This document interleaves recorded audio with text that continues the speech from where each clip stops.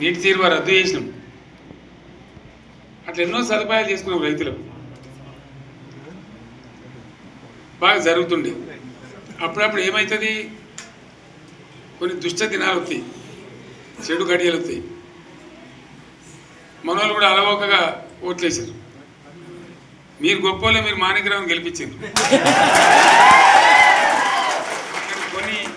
కొన్ని నియోజకవర్గాలలో అత్యాశకు పోయి నేను చెప్పిన కూడా అప్పుడు మంది మాటలు పట్టుకొని మారమానం పోతే మళ్ళీ వచ్చే వరకు ఇల్లు కాలిపోతారు.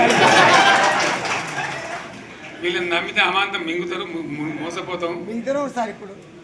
రైతు బంధుకు రామరామ అంటారు, దళిత బంధుకు జై భీమ్ అంటారు. వీళ్ళు ముంచుతారా నాయన అని చెప్పినండి. ఆయన వాడు తులం బంగారం ఇంత, నీకు ఏంటి, నీకు బంగారం వడ్డానం పెడతాను కానీ ఆయన నమ్మి ఏమో మీన్ సంగతి ఎంతో చూద్దామని ఆయనతో వేసారు. వేసింది ఇరుకపోయారు, బాయిలో పడ్డారు, అయిపోయి ఉన్నాయి అన్ని మీకు. ఇప్పుడు మళ్ళీ మొదటికి వచ్చానా కైలాసం ఆడలో పెద్ద పామింగినట్టు అయింది మళ్ళీ. అంతే కదా, ఆలోచన లేకుండా ఎటు పడితే అటు ఎవడో ఏదో చెప్తే నమ్మి ఓట్లేస్తే ఏమైంది అనేది ఒక మంచి గుణపాఠం ఇది తెలంగాణ. గ్యారంటీగా మంచిగా సంసారం జరుగుతుంది. జర తువ్వకచ్చినాం, రైతులు ఇంత ముఖం తెలివైతుండ్రి, ఇంత బాకీలు కట్టుకుంటుండ్రి. ఎంతోమంది పాపం సిటీలు వేసుకుందరు, ఏదో వేసుకుందరు. రైతు బంధు పైసలు పడితే ఎంత సంతోషం ఉంటుండే. ఆయన పోయి నేను గంగలు కలిసిపోయింది. ఇప్పుడు వాడు ఇతడో ఏడో భగవంతుని కనుక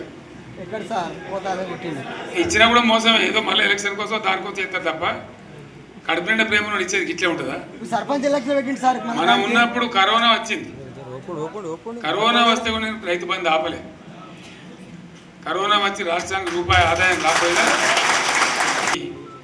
4-5 మంచి స్కీములు తెచ్చి ఇవాళ కాపాడుకున్నాం. గౌరవంగా బతికిన రైతులు ధీమా వచ్చినండి. రైతు బీమా పెడితే ఎంతమందికి సాయం జరిగింది? గుంట భూమి ఉన్న కూడా మంచిగా సాయం జరిగింది. చిన్న రైతు కూడా సాయం జరిగింది.